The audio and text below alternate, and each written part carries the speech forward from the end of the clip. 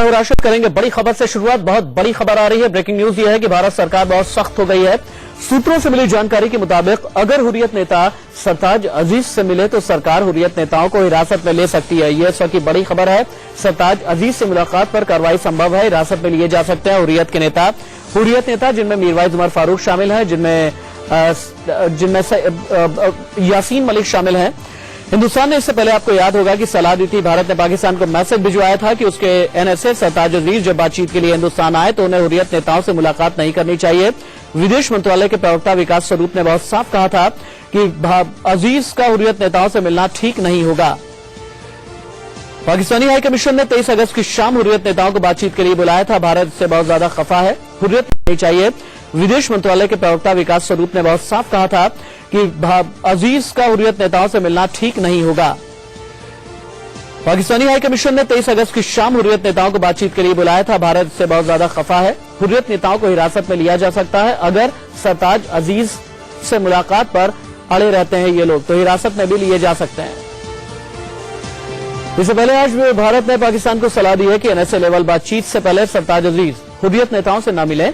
विदेश मंत्रालय ने कहा कि एनएसए लेवल की बातचीत से पहले अलगाववादियों से मिलना ऊफा में तय हुए मसौदे के खिलाफ होगा।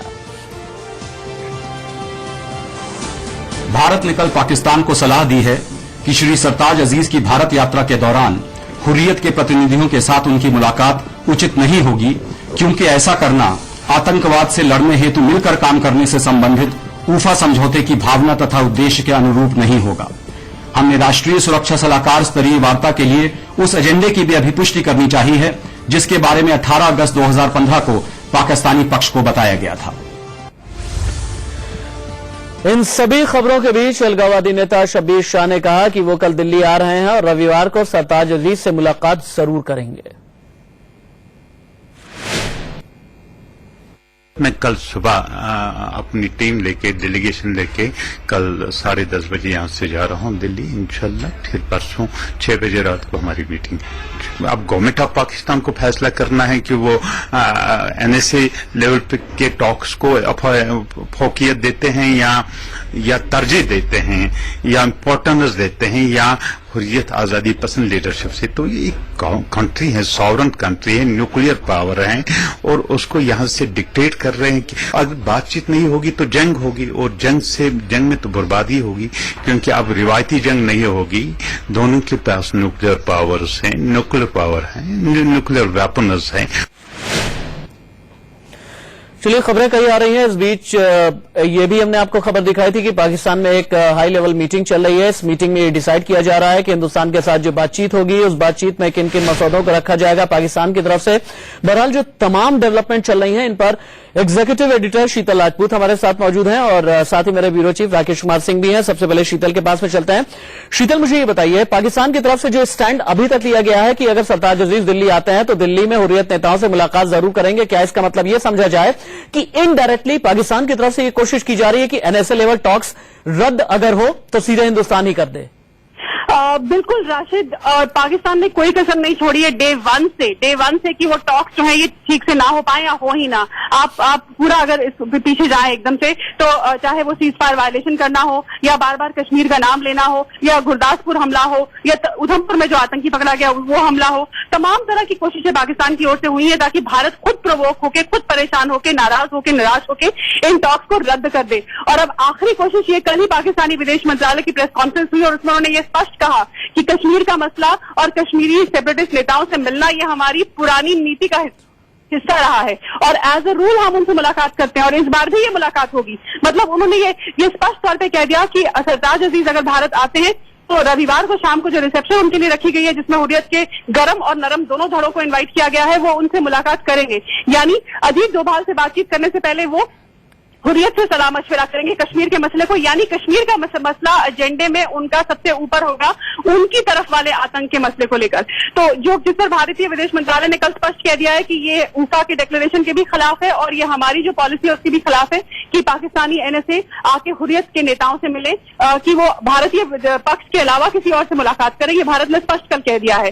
तो अब और दूसरी तरफ पाकिस्तान में दबाव की स्थिति बनी हुई है। आईएसआई और आर्मी ने इसको बिल्कुल टेक ओवर कर दिया और वो चाहते हैं कि कश्मीर का मसला और उनका जो वर्जन है आतंक का, उसको पाकिस्तान पुरजोर तरीके से उठाए, जो भारत को मंजूर नहीं है। तो ऐसे में टॉक्स के ऊपर एक बड़ा सा सवालिया निशान लग गया है। इस वक्त जबरदस्त मंत्रणा चल रही है दोनों तरफ। भारत ने भी, अजीत डोभाल ने गृह मंत्री से बात की है और भारत ने यह स्टैंड क्लियर कर दिया है अपना कि हम कश्मीर के मसले को ऊफा डिक्लेरेशन के मुताबिक उस मसले को इन टॉक्स में इंक्लूड नहीं करेंगे। और पाकिस्तान अगर हुर्रियत नेताओं से मिलता है तो फिर हमारी तरफ से टॉक्स नहीं है। उधर पाकिस्तान अब क्या स्टैंड लेता है, हमारे सूत्र हमें ये भी बताते हैं कि शायद पाकिस्तान की ओर से टॉक्स कैंसिल कर दिए जाए, क्योंकि भारत ने स्पष्ट संदेश पाकिस्तान को भेज दिया है कि आप हुर्रियत के नेताओं से नहीं मिलेंगे। और पाकिस्तान को ये एडवाइस किया गया है उनके आर्मी और ISI की तरफ से कि NSA हुर्रियत के नेताओं से मिलेंगे। तो इस वक्त एक बड़ा सवालिया निशान है राशिद।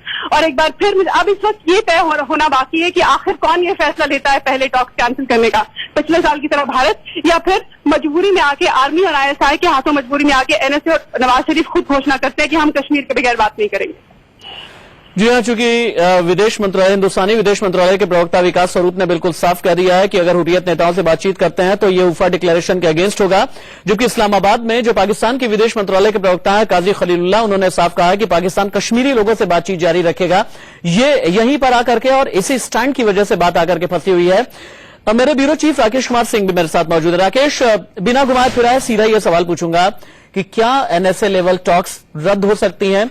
अगर NSA लेवल टॉक्स रद्द होंगी तो फिर ये फैसला किसकी तरफ से लिया जाएगा, भारत की तरफ से या पाकिस्तान की तरफ से? क्योंकि पिछले साल अगस्त में हमें याद है कि हिंदुस्तान की तरफ से ये फैसला लिया गया था।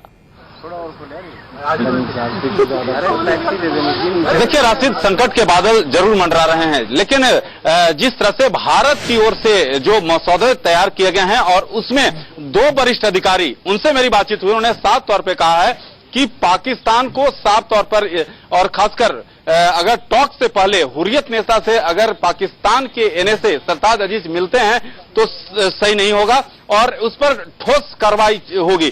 ठोस कार्रवाई का मतलब यह है कि हुर्रियत नेता जो कि मिलने वाले हैं उन्हें या तो नजरबंद कर दिया जाएगा या पाक हाई कमीशन तक उन्हें पहुंचने नहीं दिया जाएगा। और साफ शब्दों में पाकिस्तान को इस बात की इत्तला दे दी गई है कि आप ऊफा के जो मसौदे पर जो बातचीत होगी उसी पर बातचीत होगी, यानी आतंकवाद की प्राथमिकता सबसे पहले होगी।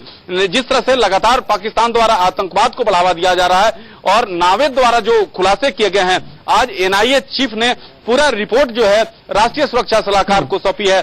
गृह मंत्री से आधे घंटे मुलाकात होती है राष्ट्रीय सुरक्षा सलाहकार की और उसको अंतिम रूप दिया जाता है। तो भारत की ओर से साफ किया गया है कि बातचीत की जहां तक बात है, भारत की ओर अंतिम कोशिश होगी कि बातचीत हो, लेकिन यह कोशिश पाकिस्तान पर डिपेंड करेगी कि पाकिस्तान जिस तरह से हुर्रियत को लेकर, हुर्रियत नेताओं से जो मिलने की बात, जो वार्ता से पहले जो मिलने की बात है, तो भारत कतई नहीं चाहेगा। भारत को यह नागवार गुजरा है और सीधे सीधे शब्दों में पाकिस्तान को और हुर्रियत नेताओं को भी यह बात बता दी गई है।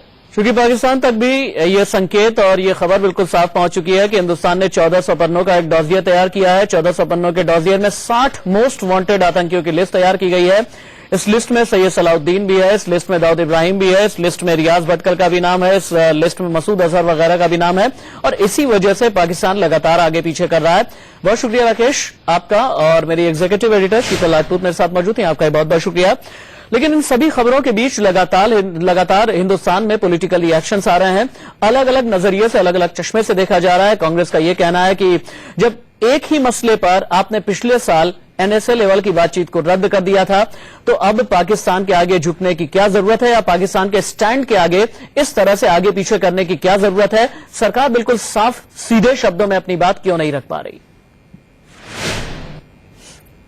NSA लेवल के टॉक के संबंध में और भी जो इससे जुड़े हुए मुद्दे हैं उनके संबंध में जो विदेश मंत्रालय है या जो और गृह मंत्रालय है उसके बारे में पूरी स्पष्ट रूप से स्थिति बताएगा और चिंता की किसी को करने की जरूरत नहीं। भारत का हित, भारत के लोगों का हित, भारत की सम्मान, स्वाभिमान और सुरक्षा हमारी प्राथमिकता थी, प्राथमिकता है, प्राथमिकता रहेगी। जब वो आपसे बात ही नहीं करना चाहते और वो आपका मखौल उड़ाने में कोई कसर नहीं छोड़ रहे हैं, अपनी तरफ से कोई ऐसी कार्रवाई नहीं कर रहे हैं जिससे कि एक सौहार्दपूर्ण माहौल बन सके बातचीत का, तो क्यों आप बातचीत करना चाहते हैं? आप क्या देश को बताने की कृपालता करेंगे कि आपके ऊपर क्या अंतर्राष्ट्रीय दबाव है पाकिस्तान से बात करने का? मुझे तो लगता है केंद्र सरकार और राज्य सरकार में जो समन्वय होना चाहिए वो नहीं है केंद्र सरकार उनको रोकना चाहती थी, राज्य सरकार उनको आने की इजाजत देना चाहती थी।